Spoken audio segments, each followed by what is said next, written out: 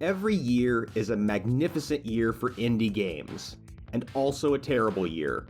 Between the dawn of a new console generation, the delay of some of the industry's biggest titles, and the long-awaited release of others, 2025 has offered small developers a narrow avenue of victory. But how does one achieve that? As the video game industry has expanded and opened up, the keys to success have grown more complex. With the help of 31 developers, we're going to look at the factors determining the games you get to play and whether the people who make them get to reap the rewards. We'll look at genres, which ones are the moneymakers and which ones are the dead ends. We'll talk about oversaturation and how developers navigate a market where a generation's worth of games come out every few months. We look at investment, who funds smaller games, and what happens when that investment money goes away. We look at new tools and technologies and how those are changing the game, and we give brief thought to those black swans over the horizon, ready to turn everything upside down. I've been keeping tabs on this part of the industry for 5 years now. Some of these issues facing developers are evergreen, others are brand new. All of them are changing the future of video games. The full list of factors affecting indie game development is almost uncountable. However, there are a few big ones that I heard repeatedly from developers, press, marketers, and the public at large. And I've winnowed this down to 14 key takeaways that are important right now and will likely remain important for the foreseeable future. Starting, of course, with genres. Now, the modern gaming environment contains a multitude of genres, but they aren't all equal. AAA developers are known for sticking to a handful of safe, proven genres at any given time, releasing the same basic games on a regular cycle. There's far more liberty among smaller developers, and the choice of genre is one of the most important factors affecting a game's success. The general rule hasn't changed. Indie developers are strong, where A-tier developers are weak. These stronger genres fall into two very different categories. First are the new wave genres essentially developed in the indie space, including open-world survival, deck builders, and some roguelike subgenres.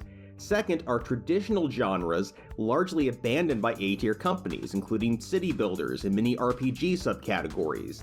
These are far and away the safest for upstart developers, as there's less risk of being overshadowed.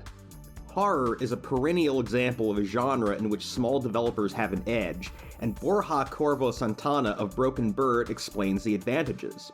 It is also a genre that in some ways facilitates the entry of many developers, both because of the ease of making a horror game where the interest lies in fear and not necessarily in the mechanics, and because the players, who normally value all kinds of works, some of them even very amateurish.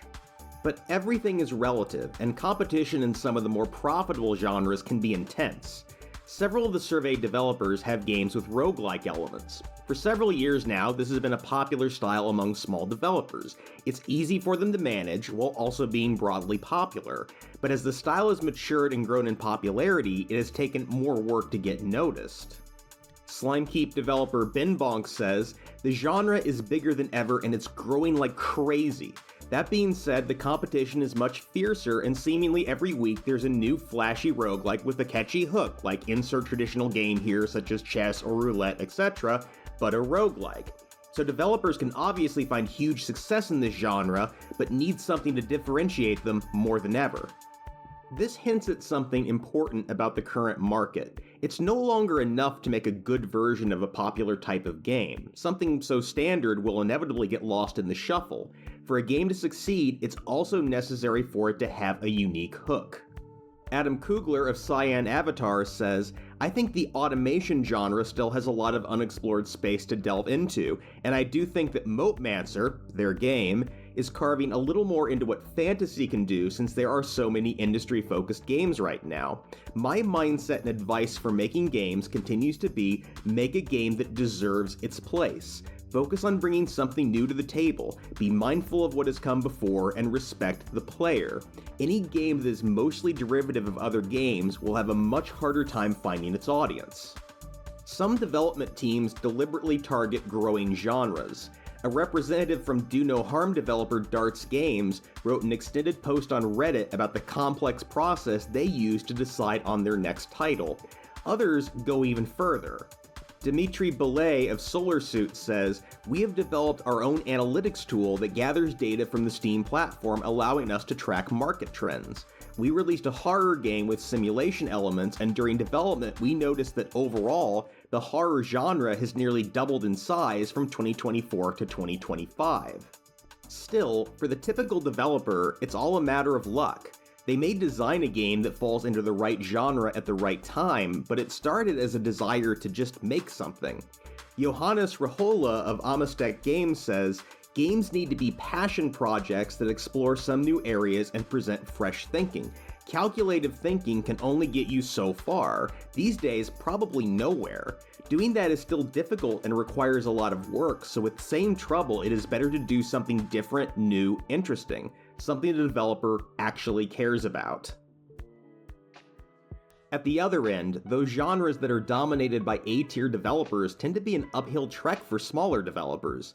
These games are often directly compared to others with far higher production values, and the smaller company rarely wins these matchups. Action RPGs, first-person shooters, most types of strategy, fighting, and racing are all tough genres where even high-quality games can end up being ignored.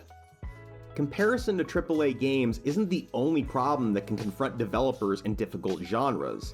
Less flashy games can also be a rough sell in general. JN of Trace Brothers says, "Turn-based strategy games often have a hard time standing out in showcases, social media, and other spaces that favor fast-moving, easily clippable games. The death or corporate gutting of so many game news sites really hurts genres that need someone to invest more time into a game and summarize a deeper or more complexly fun experience than can be communicated in a GIF." Traditional adventure games are another interesting genre to examine. They're harder to pitch as they're not very dynamic, but have a well-defined audience that's larger than people think. Several responding developers released adventure games this year, and their perspectives run the spectrum. Jorg Friedrich of Paint Bucket Games says, "The general market is not favorable for the kind of serious games we make. The games we are doing are certainly niche. However, since almost no one else is catering to that niche, we can live from it." Meanwhile, Francisco Gonzalez of Grundislav Games says, "Thankfully, there's still a demand for narrative point-and-click adventure games. However, it's now even harder to get noticed. It used to be hard enough to get any coverage or attention as an adventure game in the indie game sphere. Now there's the added challenge of breaking through all the other amazing adventure games being developed." Niche genres can be a great opportunity for new developers, but they can shift from good to bad without warning. Small underserved communities are open territory that gets crowded in short order. Like the games in winning genres, the ones in tough genres still succeed or fail based on their innovative traits. A game made in a fiercely competitive or narrowly popular style can still make a mark if it contains something new and exciting. John Zamansky says, "It's really easy to see something that does big numbers and just feel like you should try to copy that to ride the wave. In reality, there are going to be hundreds of other studios and individuals also copying that same idea. It's better if you just take the best ideas of whatever you have and try to make something different with it." One trend that many developers are chasing is multiplayer, and for a good reason. Zamansky says, "Online multiplayer is a really big selling point right now, so even if there's a lot of competition in that space, there's still a pretty hungry market for it. I'd never recommend making a multiplayer-only game. It's a bit of a roll of the dice whether it will work out, but with something like Secret Agent Wizard Boy, where the game functions as well with multiple people as one person, there's not a great reason not to at least entertain the idea." Many teams are now pursuing multiplayer features, whether that's true multiplayer or less significant networked features. According to the 2025 Unity Gaming Report, a majority of developers are working on games that are primarily multiplayer, including a plurality of teams with fewer than 6 people. By contrast, very few teams are working on games that have no online features whatsoever. In a networked world, even something as minor as a leaderboard can make a difference. However, the real winner for 2025 has to be co-op multiplayer. The popularity of Chained Together in 2024 already suggested that co-op could be a big deal, but the smash success of Repo and Peak, both among the year's top-selling indies, is solid proof. Now, this is hardly the first time that co-op has been big, but there's a specific dynamic at play that favors small developers. The modern co-op environment doesn't have a lot of matchmaking. Even if the games are online, people prefer to play them with real-life friends. This means that prospective players have to talk 3 to 5 of their friends into buying the game as well, and price carries a lot of weight. It's far easier to convince someone to roll the dice on a $10 game than on a $60 game. As such, it's unlikely that A-tier developers will have the same success should they try and enter the co-op space with their premium-priced titles. There's another wrinkle to the success of these budget-priced co-op games. The average playtime is very low compared to most live service and online games, with repo players averaging just 6 hours per month. This could be because of what you might call non-traditional gamers, people for whom video games are not a significant part of their lives. Early adopters are pulling in non-game playing friends into the indie space. This doesn't mean that those people are going to stick around, but it's one area where small developers have definitely made inroads. On a typical year, indies generate somewhere between $2 billion and $3 billion, and that money is not equally distributed. Games from well-known studios, titles with trending gameplay styles, and viral hits are responsible for the lion's share of the money. In 2024, a record-setting year, the top 1.5% of indie games, those making approximately $1 million or more, generated more than half of all indie revenue. This feast-or-famine environment is also clear at the individual level. The median indie game in 2024 made around $180, with games at the 30th percentile generating $30 or less. This increased to $28,600 at the 90th percentile, $1.4 million at the 99th percentile, and $15.1 million at the 99.9th percentile. While this resembles the consolidation that we've seen in the A-tier space, I believe that there's a different dynamic at play here. The indie market is not concentrated, but rather driven by hits. 2024 was a great example of this dynamic, as Palworld generated about $500 million by itself. Put simply, the strength of any given year is based on how many breakaway hits there were and how big they became. For the typical developer, little has changed on the sales front over the past half-decade. The main issue is one of expectations. A developer assuming they'll sell 1 million copies is likely to be disappointed, while another developer with more realistic expectations can still do fine.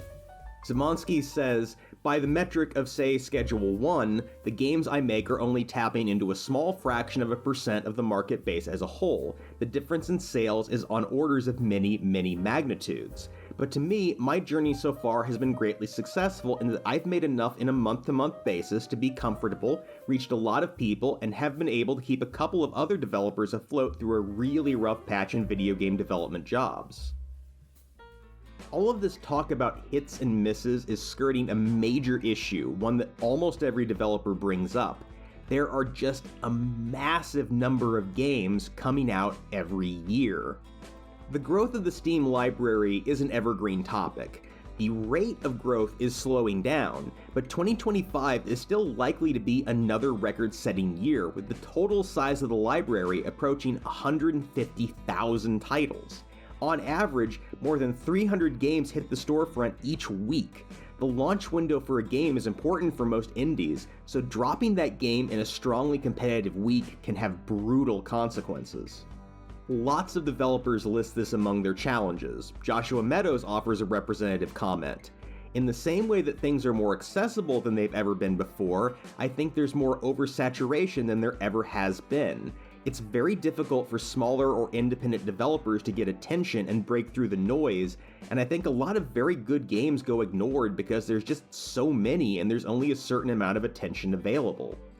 Steel Krill offers a similar sentiment.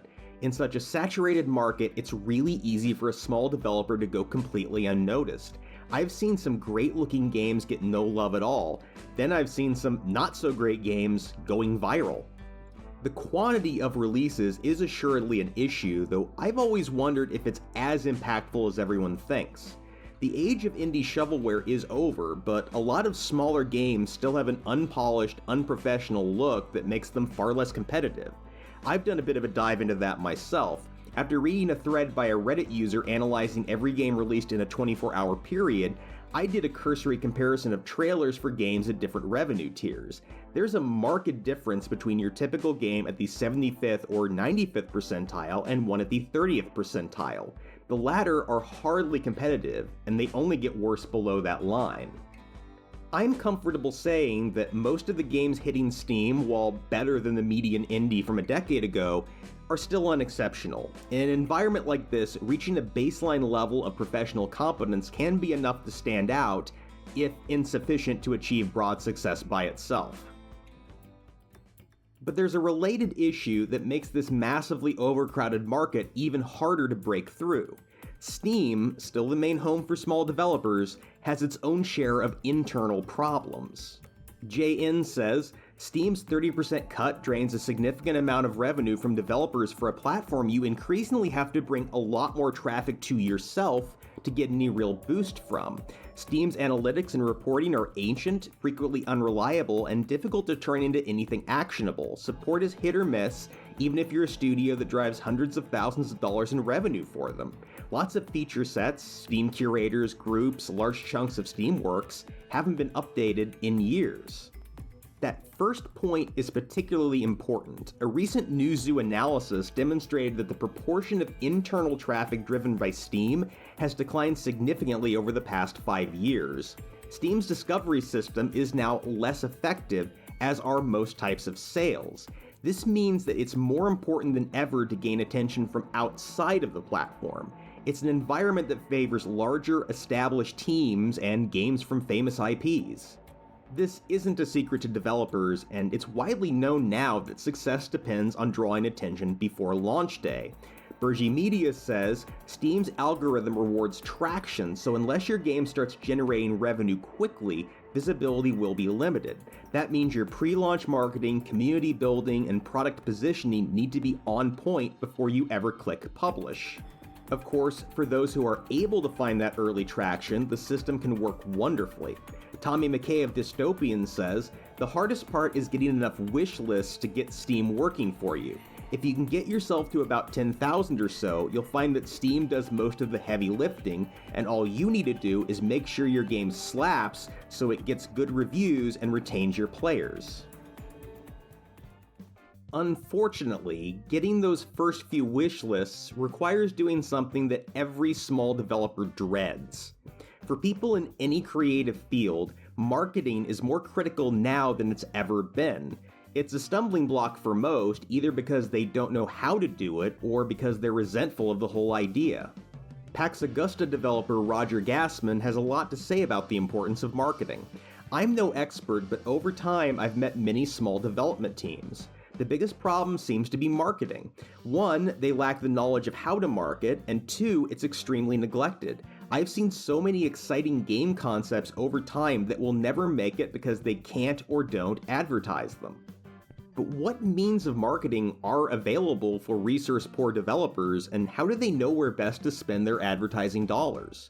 Game developer Reddit is full of posts like this one from the developer of a game called Frostline, breaking down the relative value of advertising on different platforms.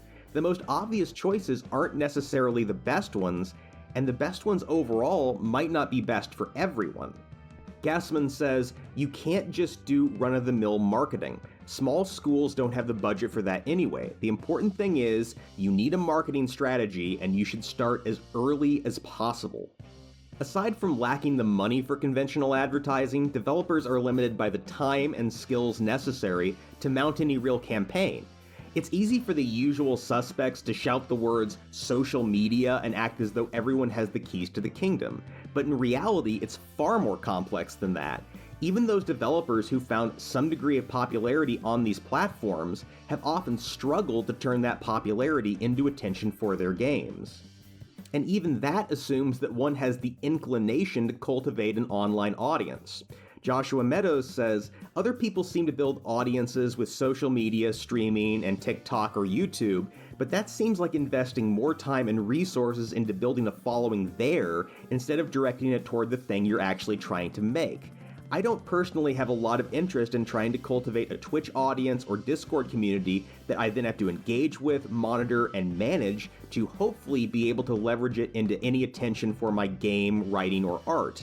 Other people seem to manage this, so no knock against them, but it doesn't appeal to me.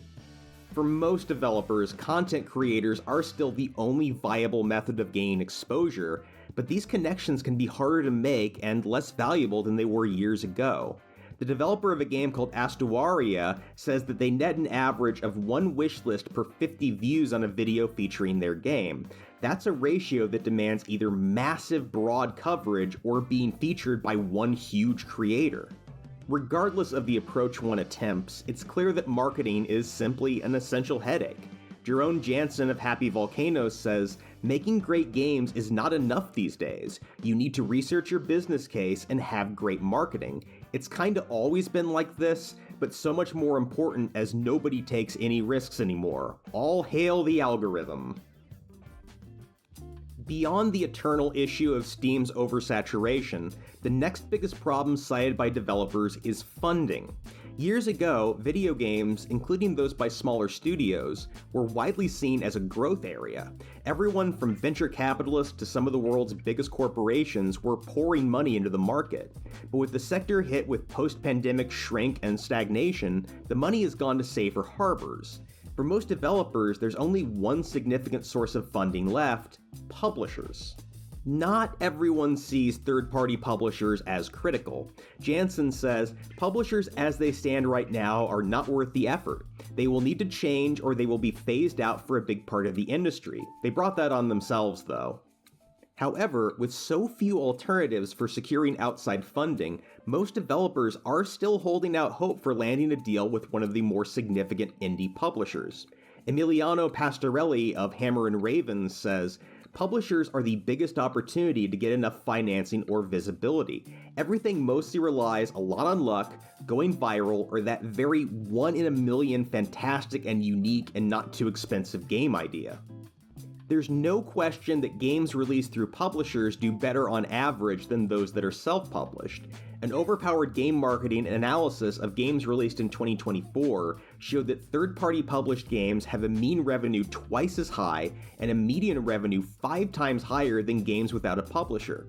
Data from VG Insights backs this up, showing that third-party published games are twice as likely to earn at least $5,000 and 4 times more likely to earn at least $200,000. Of course, there remains that causality issue that I identified a few years ago. Do games with publishers overperform because they enjoy increased resources, or do publishers select for games that are likely to overperform? There's no way to rerun the universe to find out which is true.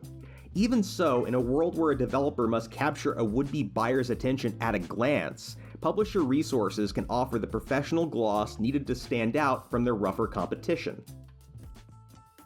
The problem is that securing that publishing deal is getting harder all the time.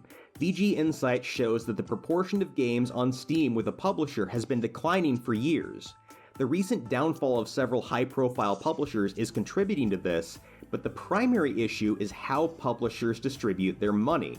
With most publisher revenue coming from a small number of games, it makes more sense for them to focus on properties that they know will return a profit. This approach is not a secret. Devolver, one of the larger remaining indie publishers, released an investor presentation earlier this year that laid out their strategy in clear terms. Moving forward, the plan is to focus on DLC and sequels for their more popular games and series, while cutting the amount spent on new titles.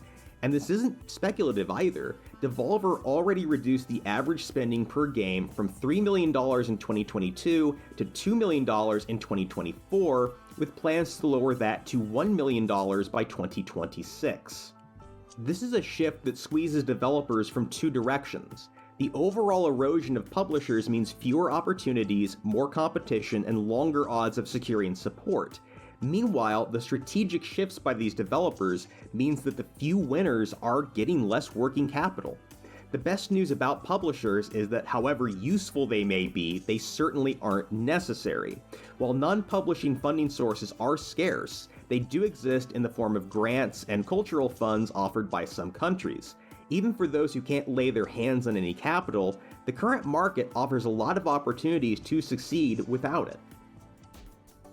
Dave Lloyd of Powerhoof says, "It's never been easier to start making a game. There's tons of great tools that are very accessible, and digital distributions are more open than they've ever been. So you can start a business with very little overhead without needing to depend on a publisher to get your game on shelves, etc. Very different to when I started making games in the early 2000s.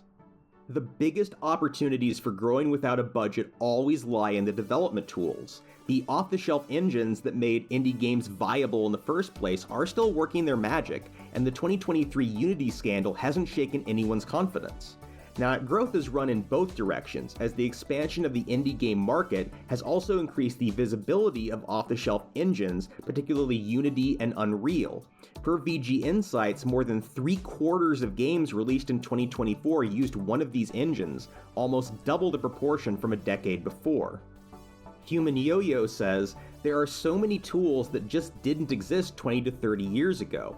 For example, I find it insane how I can install a free engine that handles physics, graphics, shaders, audio, animation, and so much more." But as with pretty much every other field, most of the attention is on so-called AI tools. Roger Gaspin says the whole AI thing is a game changer. It's easier to develop a prototype or find problems in coding. Unlike new tools, which are complex and require specialized know-how and therefore pose a problem for small companies, AI is different. AI is a broad media term that isn't always useful. It can encompass everything from back-end workflow management software to assistance programs for animation and sound to generators for the wholesale creation of assets and code. That latter group has been highly controversial, stoking fears of an unstoppable flood of machine-generated shovelware ready to drown the market at any time. In reality, adoption of these tools has been broad but limited, and this has changed little in the past 12 months. According to the 2025 Unity Gaming Report, developers are primarily using automated tools for bug testing, enhanced animation, and moderation for online games. These numbers have stayed steady over the past year. There is one category where use of automated tools has declined significantly: writing. Perhaps due to the backlash over machine-generated assets, there's just much less automation in the more creative aspects of development. Among developers, the outlook here is far more positive than negative. Asked about potential problems and obstacles, Jerome Jansen says, "AI is not on this list at all, not even slightly worried about games done by AI. There is no soul and no vision there, and there never will be." While no one I surveyed mentioned it, we should take just a minute to discuss another growing trend: the return of the browser-based game.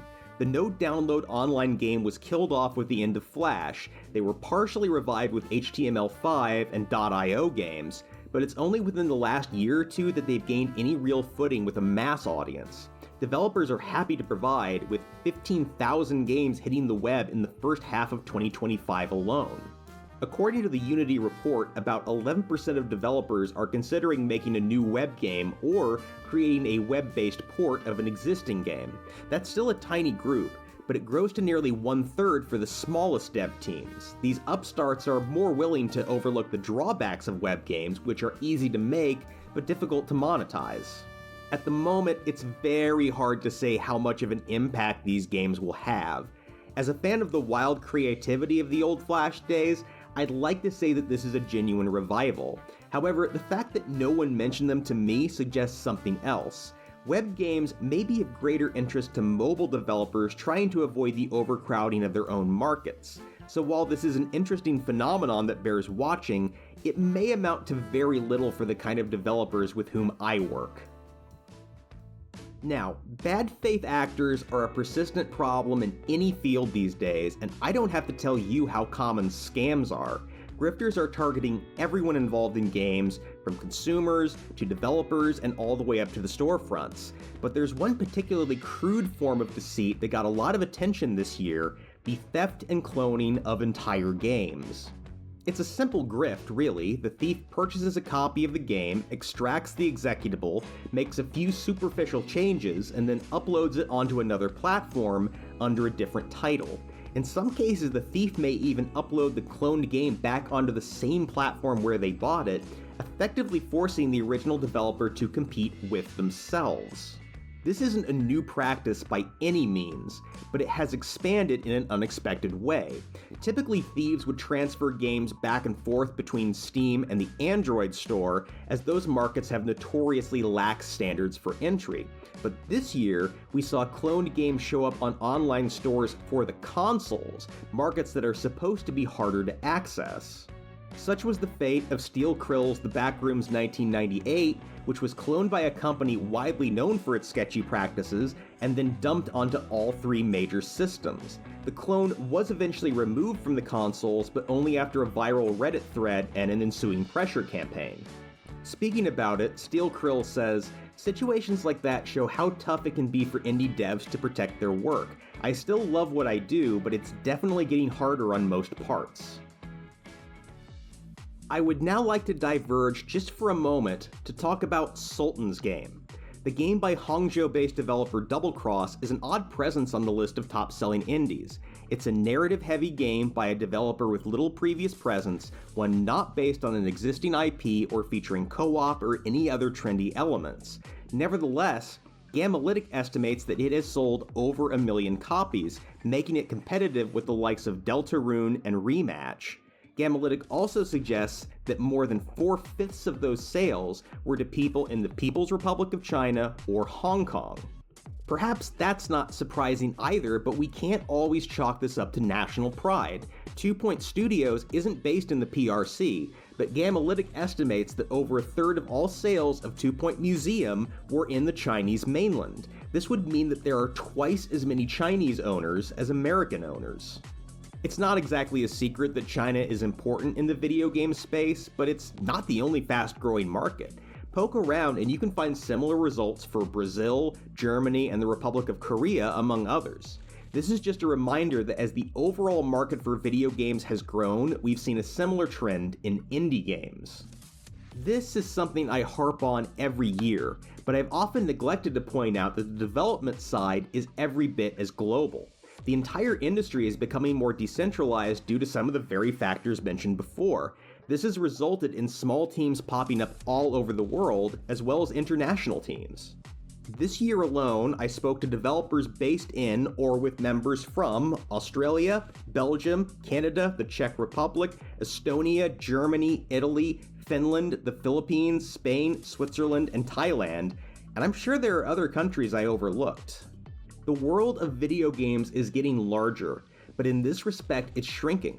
We no longer live in a world of markets gated off by economics or regulations, but one where everything is available to everyone.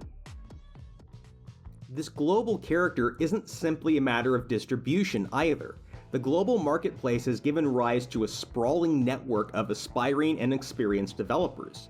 For many people, their ostensible competition is actually a tremendous asset, a valuable source for advice and information. Kipwalk Studio founder Guillaume Mazzino says, "The global connectivity of the industry is a major advantage. It has never been easier to learn from others, access powerful tools, and share experiences. Small developers can now connect, collaborate, and benefit from collective knowledge, which helps speed up development and reduce costly mistakes." Dave Lloyd echoes the sentiment, saying, "One of my favorite things about the industry is how it's always been very open to sharing and teaching others, and there's also so many people making games that you don't have to do it in isolation. So many cities have game dev meetups so you can hook up with other devs, get inspired, and find help when you need it." The more time I spend in online developer communities, the more truth I can see here. Without access to the analytical tools and expertise used in the A tier, small developers instead rely on the behind-the-scenes data of those who've gone before them. The same goes for technical advice, which can range from opinions on the best development platform to detailed information on implementing specific features. And if one person has found a useful tool or an amazing bargain, it doesn't take long before everybody else is in the loop. Many developers are able to achieve the same kind of support from the player base. Among my respondents, few had anything too negative to say about the players, and some had already developed healthy communities around their games. Asked about what it's like dealing with the audience, Vasily Mostavchikov of Mostly Games said, "So far so good. We have a fan base and it did not morph into a toxic dump full of weirdos. Not yet, at least." That last bit is probably about half joke, half serious. Anyone with a fan base has to wonder if it's going to get disturbing, though this seems mercifully rare. Lloyd says 95% of players are awesome. It's a very small, unfortunately vocal minority that aren't awesome people that share the same passion for games that you do. Comments like these are a reminder that a game, or any similar project, succeeds or fails based on the people who choose to support it. Now, the developers are not at all in agreement on the overall state of the market. They are a mix of optimists and pessimists, idealists and realists. Yet even the most cynical among them are not without hope, and there's no one who would outright discourage someone from making a game. It's all a matter of knowing the angles. Most of them see value in being distinctive and not chasing trends. Vladislav Polgar of Keen Software House says the biggest opportunity lies with the unique but easy to understand game, the concept that attracts masses or which is unique enough to find its own players. This isn't solely a practical issue. Independence means being able to pursue one's own interests without having them restricted by market forces. Gonzalez says, "The best thing the indie scene can offer is the opportunity to make exactly the game one wants to without feeling the need to chase trends or try to copy the formulas of the big hits. Indie games can be as weird or as niche as the developer wants. I think players appreciate uniqueness and fresh ideas." Adam Kugler says, "I think the biggest opportunity for any developer is to make a game in the genre they love but feel a specific aspect is being underserved. If you are playing a game and are like, this game would be so much better if, that is the thing to chase." This line of thought illustrates the single greatest advantage that small developers have over their A-tier overlords. Massive games with massive budgets need to make massive amounts of money. This is what inclines bigger companies towards playing things safe and going with the same boring handful of genres year after year. Upstart developers don't have those same limitations, and that leaves them free to explore new ideas. In fact, one of the amusing things to come out of this year's surveys were the respondents who thought that their biggest advantage was not being AAA companies. Halil Onur of Team Machiavelli says, "Biggest opportunity for small teams right now is the fact that AAA and AA sectors fumbling and people becoming more aware and willing to consume indie products. With the increased technology in terms of game engine and softwares, you can get something very good with a focused gameplay and the current player base would accept it. If you can go even a little bit bigger, you can even challenge industry giants." John Zamansky has a similar thought. Players, specifically the core set of the gaming audience, are currently a lot less impressed with cutting-edge tech and scale, and more impressed with games that speak to them more directly. The opportunity to make a low-budget hit, even a small-scale hit, is really high, and won't stay around forever. The bottom line is that paths to success are narrow, but they are still there. It's easy to get lost in the shadow cast by bigger titles, but audiences are also bigger than ever and more varied. There's no telling exactly where the next big breakout will come from. In the meantime, it's important for developers to stay grounded and remember that money isn't always the goal. Santana says, "The reward is usually not only financial. Creating a game is in itself a great personal achievement, and seeing how other people enjoy it, no matter how few, is an even greater satisfaction. So I simply encourage all those who want to try it." This is normally where I'd make a prediction for the next year, but in lieu of that, I'd like to do something a little bit dangerous and look back at some of my old predictions. You're free to scrutinize my 2021 and 2022 predictions and see how many of them failed to come true, either because the market completely changed or because I just plain missed the mark, and I will have another video later showing off the whole lot of them. But there was one area where I was correct beyond all expectations, and I would like to take a very short victory lap. First, in 2021, I said, live service-like features will become more and more common in indie games. This will include a greater proportion of titles released in early access, roadmaps with regular scheduled updates, and integrated social media features. Then, in 2022, I followed up. Live service games will hit a saturation point where a combination of excessive competition and rising costs put the style into a slow but steady decline. Despite this, features associated with live service games, what I've called live service light elsewhere, will become increasingly common and will be especially important for profitability in the indie space. So something interesting happened in 2025. Live service games, which have dominated the industry for a decade, finally reached saturation. It's the fate of any business based on perpetual growth. Eventually, you just run out of customers. Currently, live service games are at a zero-sum point. It's still possible for an individual game to grow, but only by poaching players from the competition. This is probably going to become negative-sum in a few years as an aging youth demographic drops out of live service games, and perhaps out of video games altogether. This isn't exactly the death of live service that commentators have been prematurely celebrating for the past few years. The biggest games and franchises will still be there, and I suspect they'll hang around for a good long while. They just won't be exerting the same gravity on everyone else.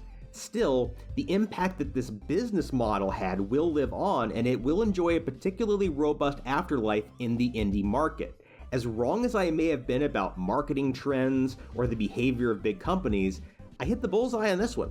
A growing share of games are now devised as ongoing projects rather than one-off releases. Growing from that, I will make a new prediction. Over the next decade, indie games are going to get bigger. I don't mean they'll sell bigger, but that the games themselves are going to become a lot more grand and epic. Now that's a pretty bold forecast given how much time I've spent talking about how there's no working capital in the market anymore and the only way to turn a profit is with smaller games. But all of that assumes that a game is a discrete product that's released once. The live service light model allows a developer to release a complete game, then continue developing it for as long as it takes, using early sales to fund later developments. One could spend a decade building a game out, turning something humble into something massive, one piece at a time. There are still many risks here, and this is not an approach that's going to work for everyone, but even so, I think that the next gigantic phenomenon game will be released this way.